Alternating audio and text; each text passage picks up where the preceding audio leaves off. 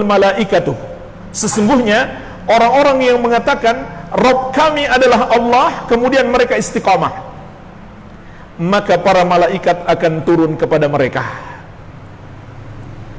Maksud malaikat turun di akhir hayat, sebagaimana juga jemaah sekalian ini pernah dijelaskan oleh Rasulullah SAW dalam hadis yang sangat panjang, hadis tentang perjalanan ruh, bagaimana keadaan manusia menjelang wafat.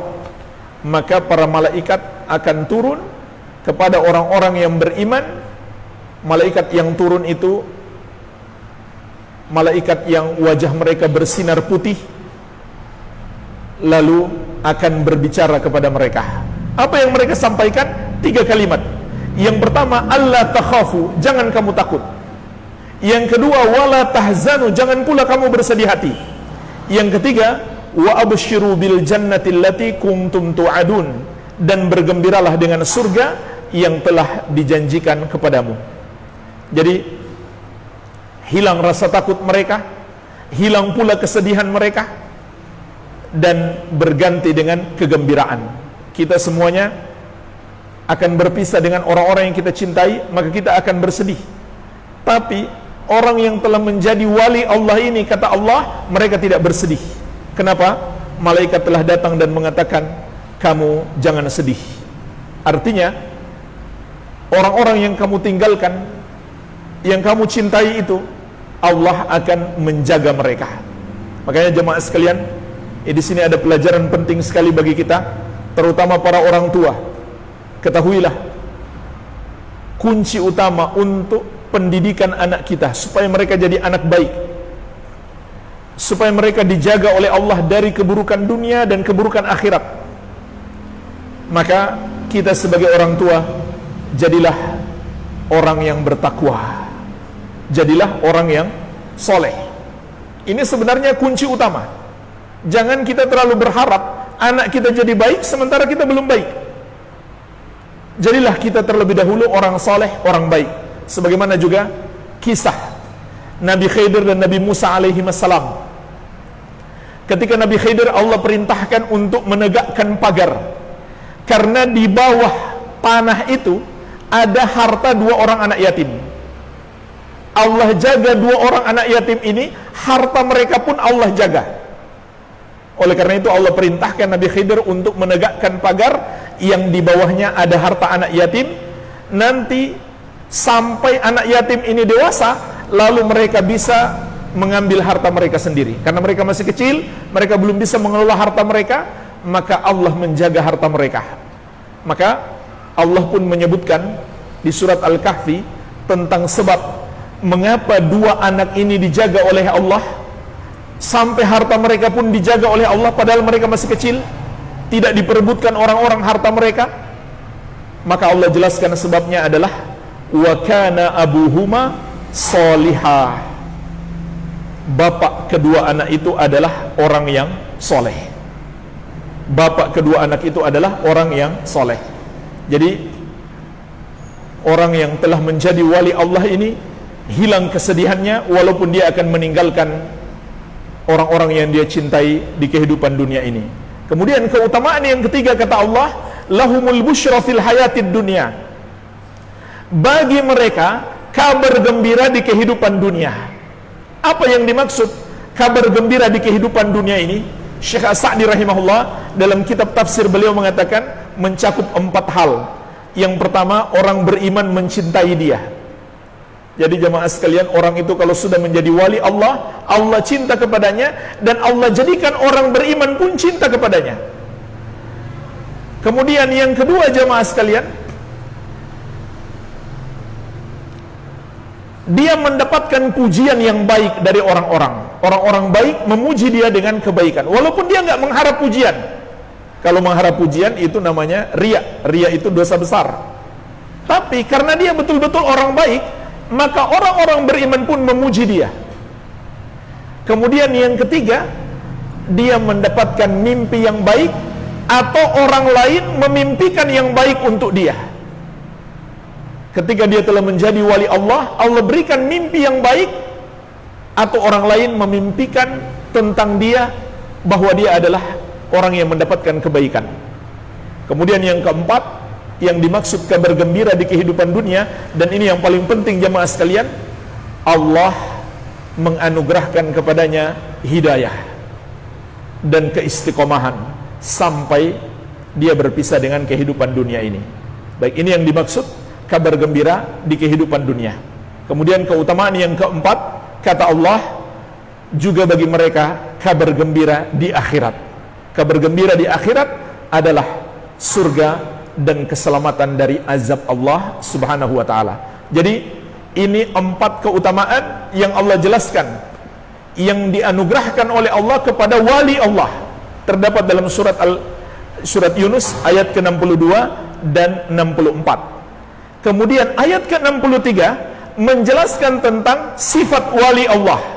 Nah sekarang mari kita lihat jemaah sekalian, sifat wali Allah. Dan sifat ini kalau kita miliki, maka kita pun akan menjadi wali Allah subhanahu wa ta'ala. Mari kita perhatikan dengan baik.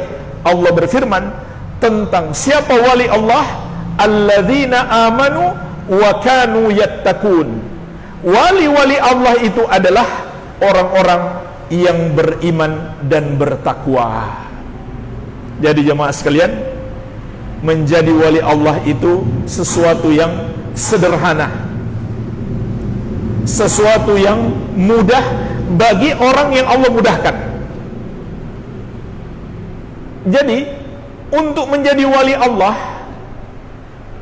tidak hanya bisa didapatkan oleh orang-orang tertentu, tidak, tapi setiap muslim, setiap orang yang beriman dan bertakwa bisa menjadi wali Allah. Oleh karena itu kata para ulama, berdasarkan ayat ini, man kana mu'minan taqiyan kana lillahi waliyan. Siapa yang beriman dan bertakwa, maka dialah wali Allah. Oleh karena itu jemaah sekalian, setiap orang yang beriman, setiap muslim sebenarnya dia wali Allah. Oleh karena itu juga tingkatan perwalian di sisi Allah berbeda-beda. Tingkatan perwalian di sisi Allah berbeda-beda sesuai dengan kadar iman dan takwa. Makin tinggi iman dan takwa kita, maka makin tinggi pula tingkat perwalian kita di sisi Allah. Tingkat kewalian kita di sisi Allah makin tinggi apabila iman dan takwa kita semakin tinggi. Jadi inilah yang dikabarkan secara langsung oleh Allah subhanahu wa ta'ala. Agar kita bisa menjadi wali Allah, maka jadilah orang yang beriman dan bertakwa. Dan tidak ada satu ayat pun atau satu hadis pun yang menjelaskan kepada kita untuk menjadi wali Allah harus sakti. Tidak ada jemaah sekalian. Harus punya kekuatan khusus. Tidak jemaah sekalian. Tidak harus menjadi orang sakti terlebih dahulu. Memang betul ada karamah para wali. Karamah para wali itu ada, tapi itu bukan syarat menjadi wali Allah. Bukan syarat menjadi wali Allah harus punya karamah. Bahkan para ulama menjelaskan, bisa jadi orang yang Allah berikan karamah karena imannya masih lemah, maka Allah berikan dia karamah supaya apa? Supaya imannya bertambah kuat. Sedangkan orang-orang yang sudah kuat imannya, Allah tidak berikan lagi karamah karena dia tidak perlukan. Itulah sebabnya jemaah sekalian, para ulama juga mengatakan, kalau kita baca sejarah kisah-kisah karamah di kalangan tabi'in justru lebih banyak dibandingkan karamah di kalangan sahabat. Sahabat, orang-orang yang sudah dijamin masuk surga. Sahabat Nabi Muhammad SAW, orang-orang yang sudah dijamin masuk surga.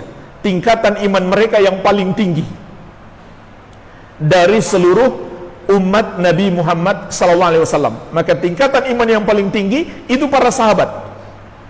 Kemudian tingkatan berikutnya tabi'in.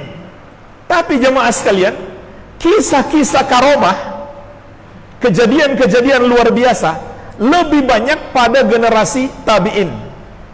Lebih banyak pada generasi tabi'in dibandingkan para sahabat. Seperti ada kisah seorang tabi'in bernama Abu Muslim Al-Khawlani. Jadi beliau ini melawan seorang nabi palsu di Yaman namanya Al-Aswad Al-Ansi. Kemudian beliau dibakar hidup-hidup. Ternyata jemaah sekalian, dengan pertolongan Allah beliau tidak terbakar sedikit pun. Ini contoh karomah. Itu contoh karomah. Ini di generasi tabi'in. Dan masih banyak lagi kisah-kisah karomah pada generasi tabi'in, justru lebih banyak dibandingkan karomah di kalangan sahabat. Kenapa jemaah sekalian? Karena yang lebih memerlukan karomah itu tabi'in. Sebab iman mereka lebih lemah dibandingkan sahabat. Jadi bukan berarti seseorang itu diberikan karomah lalu dia otomatis menjadi lebih kuat imannya, lebih hebat daripada yang tidak diberikan karomah. Tidak bermakna seperti itu jamaah sekalian. Orang yang lebih hebat di sisi Allah bukan karena karomah, bukan pula karena kesaktian, tapi karena apa? Karena ketakwaan. Bukan karena kesaktian, tapi karena ketakwaan. Jadi bukan syarat seseorang itu menjadi wali harus punya kesaktian, harus punya karomah, harus punya kemampuan luar biasa. Tidak. Syarat menjadi wali hanya dua yang Allah tetapkan, yaitu dia beriman dan bertakwa. Dan orang yang beriman itu adalah orang yang menjauhi semua dosa kesyirikan dan kekufuran. Dosa-dosa menduakan Allah, dosa-dosa kufur kepada Allah. Karena itu adalah dosa yang dapat membatalkan iman, sehingga dia tidak lagi disebut orang yang beriman. Dan orang yang bertakwa disebut bertakwa karena dia menjalankan perintah Allah dan menjauhi larangan Allah sesuai petunjuk Nabi Muhammad sallallahu alaihi wa ala alihi wasallam. Inilah ketakwaan. Ketika kita menjalankan perintah Allah dan menjauhi larangan Allah sesuai petunjuk Nabi Muhammad sallallahu alaihi wa ala alihi wasallam, itulah baru namanya ketakwaan. Kalau apa yang Allah perintahkan tidak kita amalkan, maka tidak mungkin kita menjadi wali Allah subhanahu wa ta'ala. Jadi makin bertakwa kita kepada Allah, maka derajat kewalian kita di sisi Allah pun semakin tinggi. Makanya aneh jemaah sekalian, kalau ada orang yang berpemahaman dia sudah jadi wali Allah sehingga dia nggak perlu sholat lagi, dia nggak perlu puasa lagi, dia nggak perlu zakat lagi, dia nggak perlu mengamalkan syariat lagi, karena dia sudah jadi wali Allah, sudah sampai tingkat hakikat atau tingkat di atasnya. Ini aneh. Allah katakan kalau mau jadi wali Allah, jadilah orang yang bertakwa, amalkan semua perintah-perintah Allah dan jauhi larangannya. Dan sesungguhnya kalau ada orang mengklaim seperti itu, dia sudah jadi wali Allah, dia nggak perlu sholat lagi, sesungguhnya dia orang yang sombong. Kita lihat jemaah sekalian, orang yang paling tawadu, yang paling rendah hati adalah Nabi kita yang mulia, Nabi Muhammad SAW. Dan paling tinggi kedudukannya di sisi Allah. Seluruh para nabi sepakat, ulama ahli sunnah wal jamaah tidak ada beda pendapat. Para nabi dan rasul adalah makhluk yang paling tinggi kedudukannya di sisi Allah. Ini sepakat seluruh ulama ahli sunnah, tidak ada beda pendapat. Dan Allah tegaskan di surat Al-An'am, wa kullan faddalna 'alal alamin. Semua para nabi itu kami muliakan melebihi seluruh makhluk. Jadi kalau ada yang mengatakan seseorang bisa lebih tinggi derajatnya dari para nabi, berarti dia menentang Allah, dia mendustakan ayat Allah. Tapi lihat jemaah sekalian, bagaimana Nabi Muhammad SAW sholat. Beliau sholat malam, bukan hanya sholat 5 waktu, beliau tambah dengan sholat tahajud dan sholat-sholat sunnah. Beliau sholat malam, sholat tahajud, sampai kedua kaki beliau pecah-pecah. Saking lamanya beliau berdiri membaca ayat-ayat panjang, sehingga Ummul Mukminin Aisyah radhiyallahu anha bertanya, "Ya Rasulullah, bukankah dosamu yang telah lalu dan akan datang sudah diampuni oleh Allah? Kenapa beribadah sampai seperti ini, sampai kaki pecah-pecah?" Maka Nabi SAW menjawab, "Afala akunu abdan syakura? Tidakkah aku menjadi seorang hamba yang selalu bersyukur?" Jadi jemaah sekalian, itu termasuk kesombongan kalau ada orang yang tidak mau lagi ibadah dengan alasan dia sudah jadi wali. Justru kalau dia jadi wali, dia semakin rajin ibadah. Walaupun kita lihat dia punya kesaktian, tapi dia sudah tidak mau lagi ibadah karena dia sudah jadi wali. Ketahuilah jemaah sekalian, dia bukan wali Allah, tapi wali setan. Itu wali setan. Dari mana dia dapatkan kesaktian itu? Dari setan. Dan itu mudah setan memperlihatkan kesaktian kepada manusia, membuat orang itu bisa terbang, membuat orang itu kebal senjata tajam. Itu mudah dipermainkan oleh setan. Makanya Imam Syafi'i rahimahullah, beliau telah pernah berpesan, kalau kamu lihat orang terbang di udara dan berjalan di atas air, jangan kamu benarkan dia, jangan kamu percaya kepadanya sampai kamu lihat bagaimana amalannya. Apakah dia bertakwa kepada Allah atau tidak? Apakah dia mengikuti petunjuk Nabi Muhammad SAW atau tidak? Karena kalau cuma terbang di udara dan berjalan di atas air, itu mudah setan melakukan itu. Tidak sulit setan menipu manusia dengan cara-cara seperti itu. Jadi jemaah sekalian, wali Allah adalah orang yang beriman dan bertakwa. Baik, ini dalil yang pertama. Dalil yang kedua, yang terakhir, yang bisa kita bahas di kesempatan ini, sebuah hadis. Hadis ini sampai dinamakan para ulama ahli hadis sebagai hadisul wali. Hadisnya wali. Hadisnya wali. Hadis qudsi yang diriwayatkan Imam Al-Bukhari dari Abu Hurairah radhiyallahu anhu, Rasulullah sallallahu alaihi wasallam bersabda, Allah Subhanahu wa taala berfirman, "Man 'ada li waliyan faqad adzantuhu bil harb." Barang siapa memusuhi waliku, maka aku umumkan perang terhadapnya. Jemaah sekalian, hadis ini menjelaskan kepada kita keutamaan wali Allah. Kalau ada orang yang berani memusuhi wali Allah, na'udzubillah, seakan-akan dia mengajak perang kepada Allah, menantang perang kepada Allah. Tentu dia tidak akan menang. Tidak ada yang bisa menang melawan Allah. Dan hadis ini menunjukkan kalau seseorang itu sudah menjadi wali Allah, maka dia nggak perlu takut. Dia harus tawakal kepada Allah. Allah akan selalu membelanya. Kata Allah, "Man 'ada li waliyan faqad adzantuhu bil harb." Barang siapa memusuhi waliku, maka aku umumkan perang terhadapnya. Kemudian lanjutan hadisnya menjelaskan tentang dua tingkatan wali Allah, dua sifat dan dua tingkatan wali Allah. Rasulullah sallallahu alaihi wasallam mengatakan, Allah berfirman, "Wa ma taqarraba ilayya 'abdi bi syai'in ahabba ilayya mimma aftaradtu alaihi." Dan tidaklah seorang hambaku mendekatkan diri kepadaku dengan amalan yang lebih aku cintai daripada yang aku wajibkan atasnya. Tidaklah hambaku mendekatkan diri kepadaku dengan suatu amalan yang lebih aku cintai daripada amalan yang aku wajibkan atasnya. Wala yazalu 'abdi yataqarrabu ilayya bin nawafil hatta uhibbahu. Dan tidak henti-hentinya hambaku mendekatkan diri kepadaku dengan amalan-amalan sunnah, amalan-amalan yang tidak wajib, sampai aku pun mencintainya. Jemaah sekalian, tadi sudah kita jelaskan di awal, wali Allah itu artinya apa? Kecintaan Allah. Maka hadis ini menjelaskan kepada kita dua jalan menggapai cinta Allah. Yang pertama, mengamalkan yang Allah wajibkan. Yang kedua, tambahkan dengan sunnah-sunnah. Oleh karena itu, berdasarkan hadis ini juga, para ulama menjelaskan wali Allah itu memiliki dua tingkatan. Wali Allah itu memiliki dua tingkatan. Yang pertama disebut tingkatan al-muqarrabun. Tingkatan al-muqarrabun. Siapa mereka itu? Yang mengamalkan yang wajib-wajib ditambah dengan sunnah-sunnah.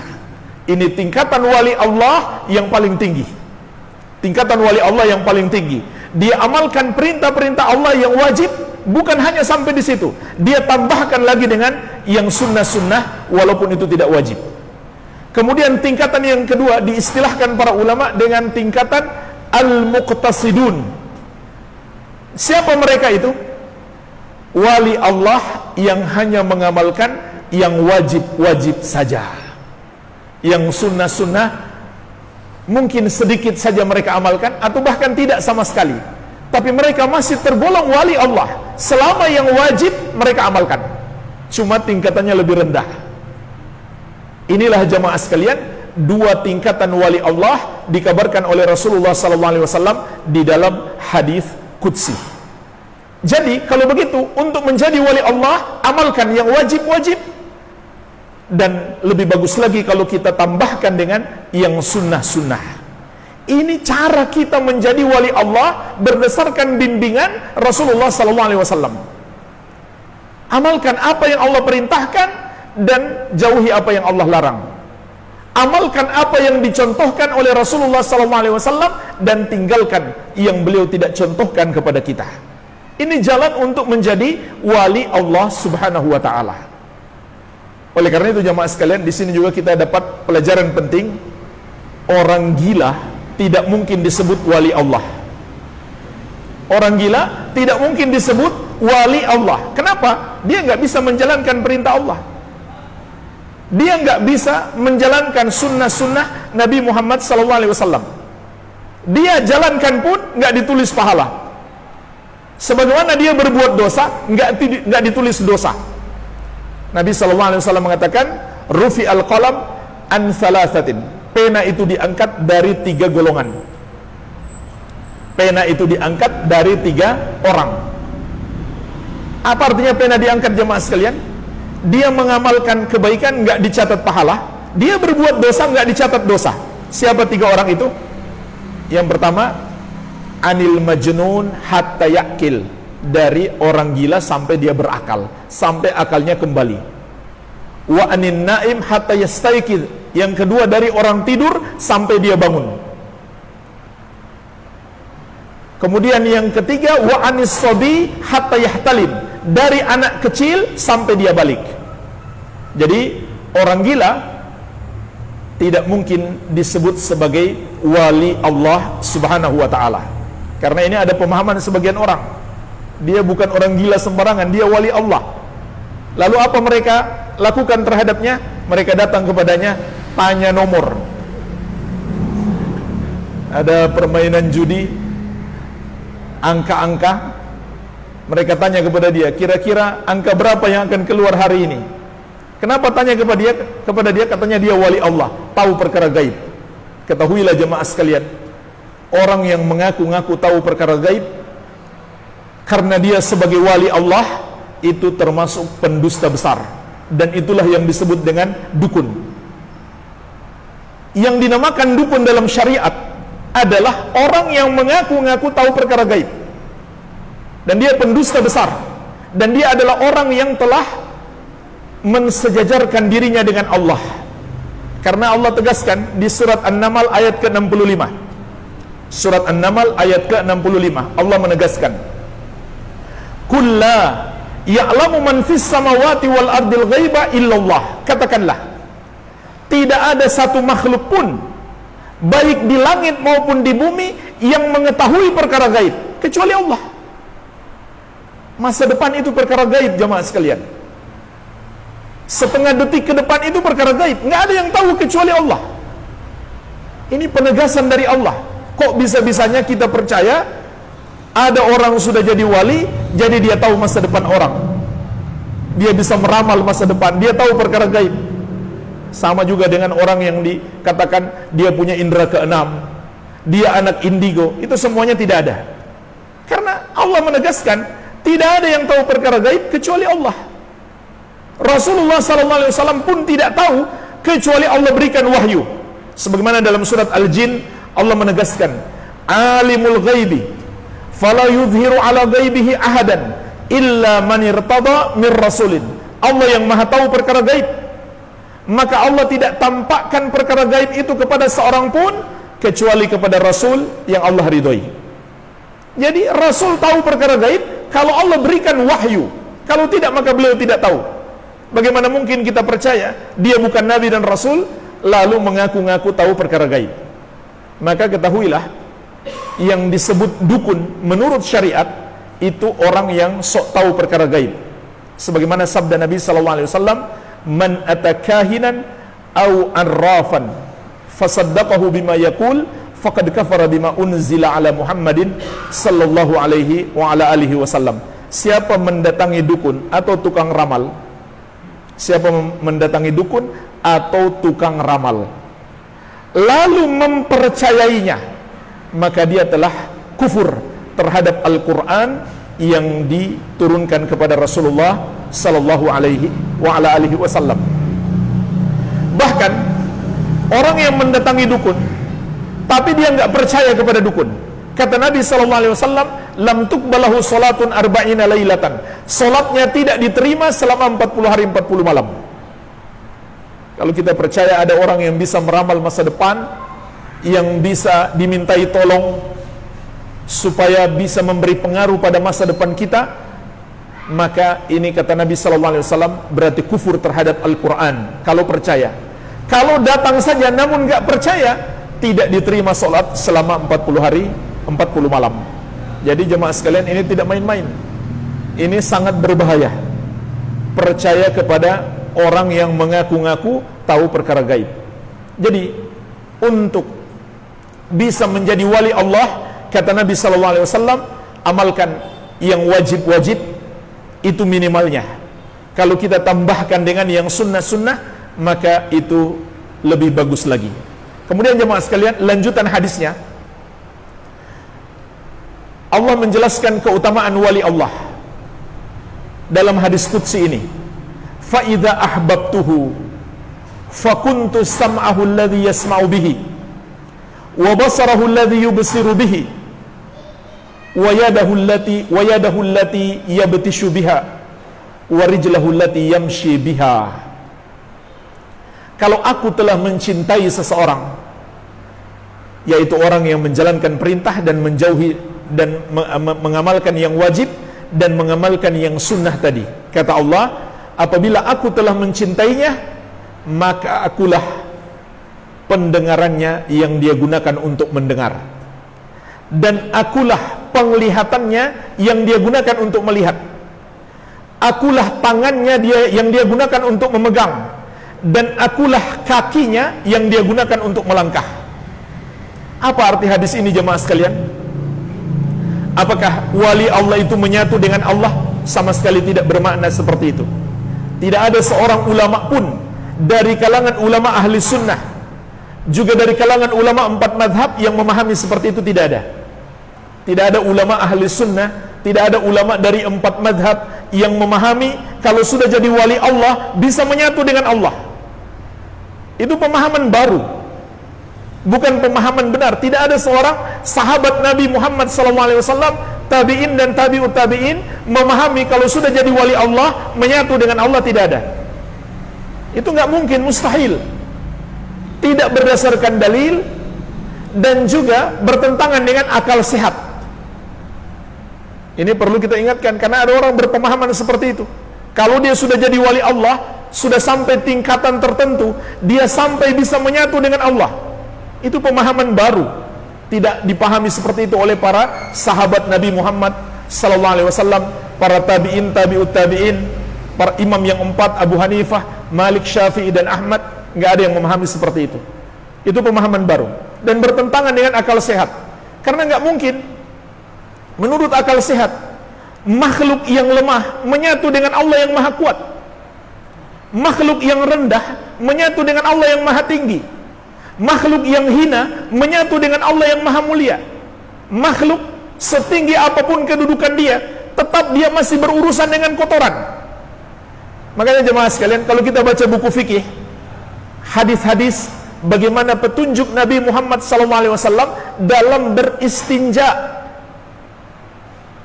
bagaimana petunjuk beliau di dalam WC, bagaimana beliau mensucikan kemaluannya.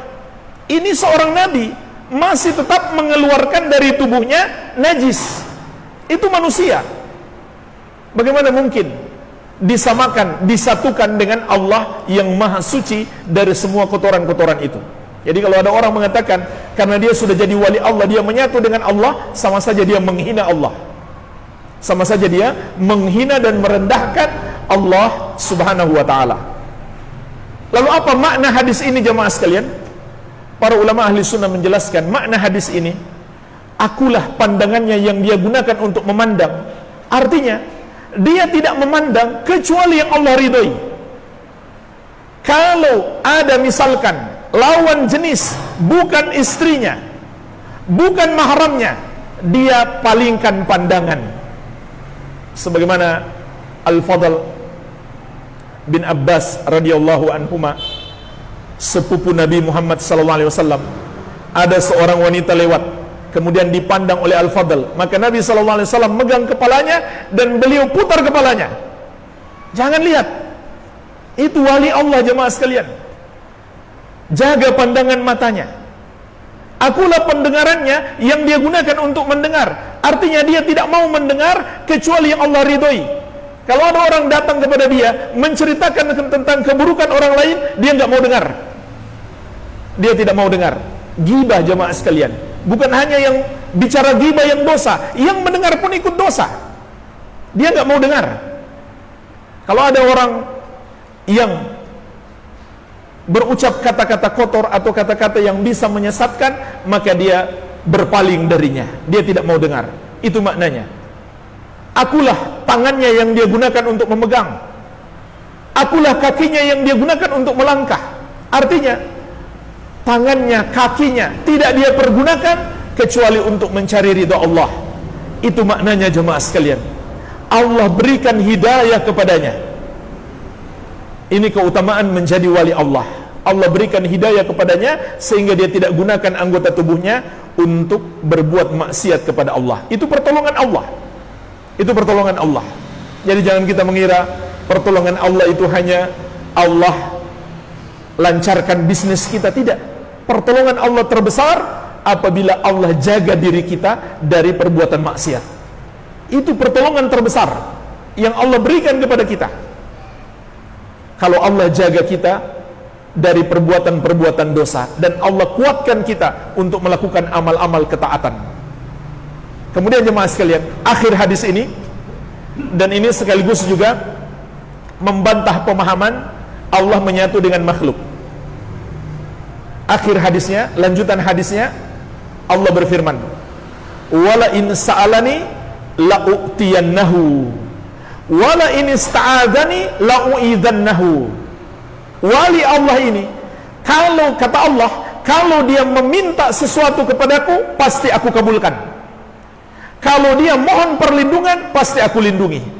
Inilah jemaah sekalian, keutamaan menjadi wali Allah. Kalau dia berdoa, pasti Allah kabulkan. Kalau dia mohon sesuatu, pasti Allah kabulkan. Kalau dia minta perlindungan, pasti Allah lindungi. Itu janji Allah. Jadi hadis ini sekaligus janji Allah. Kalau kita mengamalkan yang wajib-wajib, dan lebih bagus lagi kita tambahkan dengan yang sunnah-sunnah. Kata Allah, orang ini kalau dia minta sesuatu kepadaku, pasti aku kabulkan. Kalau dia minta perlindungan, pasti aku lindungi. Siapa yang bisa mencelakakan kita kalau Allah sudah melindungi kita? Dan orang yang paling kuat itu adalah orang yang Allah lindungi. Kemudian jemaah sekalian, Allah katakan ini juga sekaligus bantahan terhadap pemahaman tadi, Allah menyatu dengan makhluk. Ternyata hadis itu ada lanjutannya. Kalau dia minta sesuatu aku berikan, berarti kan di sini masih ada dua, enggak menyatu. Yang meminta dan yang diminta. Yang meminta adalah makhluk ini, dan yang diminta adalah Allah Subhanahu wa ta'ala. Berarti tidak menyatu.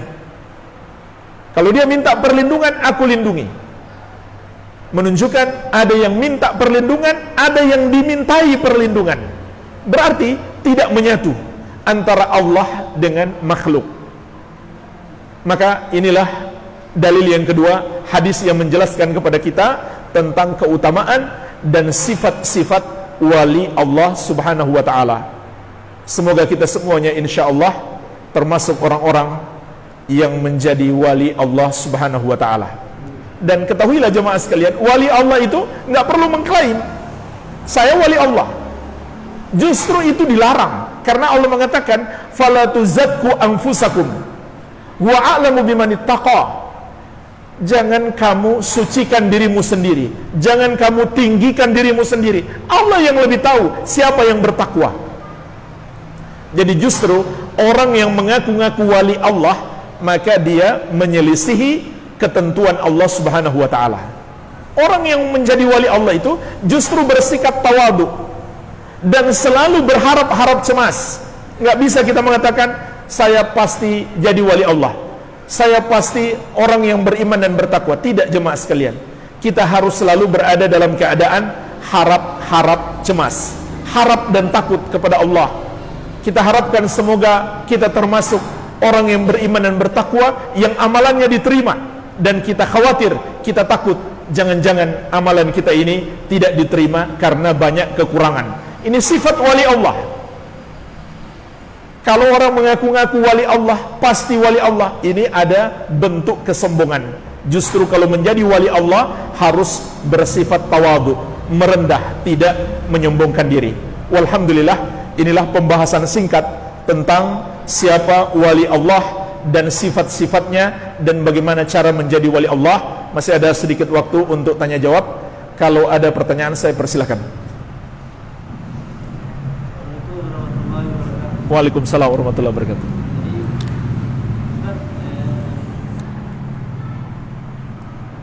Wali Allah itu Ustaz, apakah dia berguru atau jadi sendiri begitu Ustaz? Bergurunya bagaimana itu Ustaz? Ya harusnya sana atau... Baik. Jadi pertanyaan beliau, wali Allah subhanahu wa ta'ala apakah harus berguru atau bisa usaha sendiri? Baik. Untuk mendapatkan ilmu, ya harus berguru. Untuk bisa mendapatkan ilmu, harus berguru. Setelah kita berguru, maka kita sendiri yang beramal. Walaupun sudah banyak ilmu yang kita dapatkan dari guru kita, tapi kita tidak amalkan, ya nggak ada gunanya juga. Jadi dua-duanya harus berguru dan harus berusaha mengamalkan ilmu yang kita dapatkan dari guru. Nah, tetapi jemaah sekalian, yang perlu kita ingatkan di sini, berguru itu yang bagaimana? Berguru itu artinya belajar ilmu agama yang berdasarkan sumber yang benar. Itu namanya berguru. Belajar ilmu agama yang berdasarkan sumber yang benar. Sumber yang benar itu apa?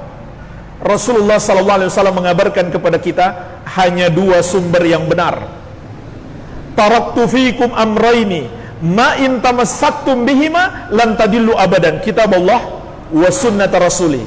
Kata Nabi SAW, aku tinggalkan untuk kalian dua warisan, dua sumber ilmu. Kalau kalian berpegang teguh dengannya, kalian pelajari, kalian ambil ilmu darinya, kalian tidak akan tersesat. Apa itu? Kitab Allah, Al-Quranul Karim, dan sunnah Rasulnya, hadis-hadis Nabi Muhammad sallallahu alaihi wasallam. Jadi jemaah sekalian, kalau ada seorang guru lalu mengajarkan kepada muridnya ilmu yang tidak berdasarkan Al-Quran dan hadis, itu bukan namanya berguru. Itu bukan ilmu yang benar. Kalau tidak berdasarkan Al-Quran dan hadis. Karena Nabi SAW mengatakan, kalau kalian berpegang teguh dengannya, kalian tidak akan tersesat. Artinya, kalau kita mengambil dari selainnya atau meninggalkannya, kita akan tersesat. Kita akan tersesat. Jadi kalau ada seorang guru hanya mengatakan, tadi saya pernah bermimpi, ini amalan bagus. Atau menurut perasaan saya, ini amalan bagus. Atau menurut akal saya, ini amalan bagus. Itu semuanya tertolak. Itu bukan ajaran Islam. Ajaran Islam, ilmu yang benar, ilmu yang diwariskan Nabi Muhammad SAW. Amalan ini ada dalilnya, ada ayatnya. Amalan ini ada hadisnya. Itu ajaran Islam, itu ilmu yang benar. Itu namanya berguru. Jadi guru itu membantu kita mengetahui amalan ini berdasarkan ayat, berdasarkan hadis. Cobalah jemaah sekalian, buka buku-buku dari seluruh madhab, dari madhab Hanafi, Maliki, Syafi'i, Hambali. Itu setiap pembahasan selalu menyertakan dalil atau mengistimbat, mengambil hukum-hukum dari dalil Al-Quran dan hadis. Tidak ada yang mengatakan ini berdasarkan akal saya semata, perasaan saya saja, tidak. Coba buka buku-buku para ulama Ahlus Sunnati wal Jamaah. Semua itu sekedar membantu kita mengamalkan ajaran Islam berdasarkan sumber yang benar. Bukan mereka buat-buat sendiri, bukan mereka dapatkan dari mimpi-mimpi atau lintasan-lintasan hati, atau hanya sekedar warisan budaya yang diwariskan turun-temurun. Tidak. Jadi itu yang dimaksud dengan berguru. Maka berguru berarti belajar Al-Quran dan hadis, kemudian kita amalkan. Iya, seperti itu akhi. Wallahu alam. Ada pertanyaan lain? Silakan. Silakan Pak. Jazakallah khair.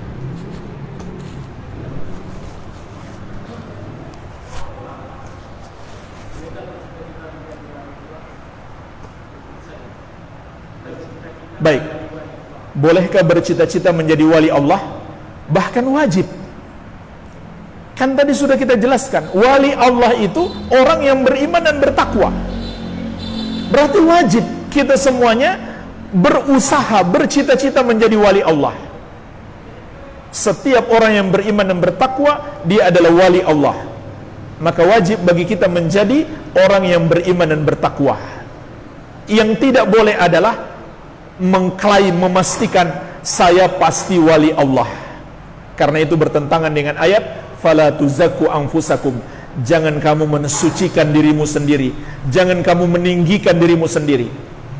Tapi kalau kita bilang insya Allah, tidak apa-apa, saya insya Allah wali Allah. Kenapa? Karena saya sholat, karena saya puasa, karena saya zakat, karena saya haji. Tidak apa-apa seperti itu. Tapi memastikan tidak bisa. Kenapa? Karena kita nggak bisa memastikan amal kita diterima atau tidak. Nggak ada yang bisa memastikan amalnya diterima atau tidak kecuali melalui jalan wahyu. Dan dengan kematian Nabi Muhammad SAW, wahyu sudah terputus. Jadi kita harus senantiasa berada dalam keadaan harap-harap cemas, berharap semoga amal kita diterima sehingga kita menjadi wali Allah, dan cemas, takut, khawatir jangan-jangan amal kita tidak diterima. Kenapa? Karena kita merasa amal kita banyak kekurangan. Ini sifat wali Allah, selalu berada dalam keadaan harap dan takut, mengharap rahmat Allah, takut azab Allah.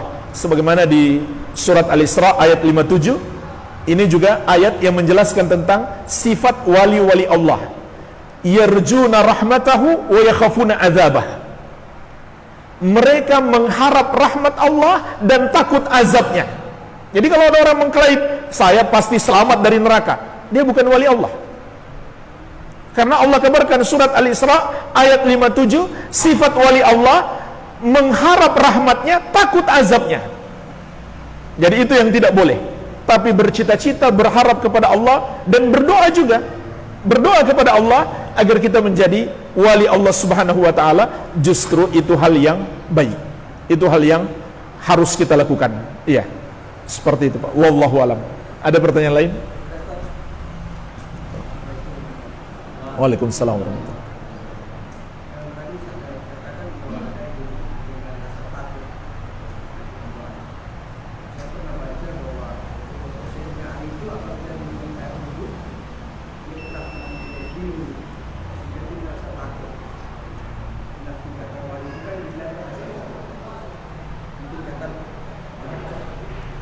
Tingkatan berwali kan hilangkan rasa takut. Ya, termasuk. Ini ada hubungannya dengan Iya, itu ada hubungan jelas. Para sahabat termasuk Ali bin Abi Thalib dan para sahabat yang lain, itu orang-orang yang sangat takut kepada Allah Subhanahu wa ta'ala. Orang-orang yang sangat takut kepada Allah Subhanahu wa ta'ala. Bahkan seorang Umar bin Khattab yang kita kenal orang yang gagah berani, ya, itu kalau mendengarkan ayat-ayat tentang hari kiamat, tentang azab Allah, beliau akan menangis terseduh-seduh. Beliau akan menangis.